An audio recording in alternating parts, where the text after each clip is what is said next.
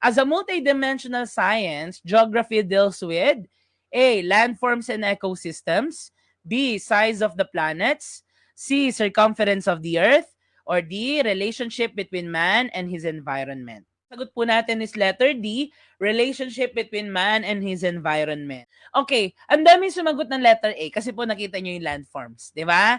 Kasi po kapag usapan geography, ang naaalala nyo po agad mapa, globo, landforms. Yun lang po, di ba? Pero this is to clarify na ang orientation po natin sa geography, hindi na lang po physical geography kasi po yung nasa isip nyo physical geography agad eh. Meron po tayo ngayong human geography. Ibig sabihin, tinitingnan din natin yung interaction ng tao sa kanyang environment. Ngayon, this is to tell you that A, B, C, and D may fall under geography. Lahat po yan, geography po yan, okay?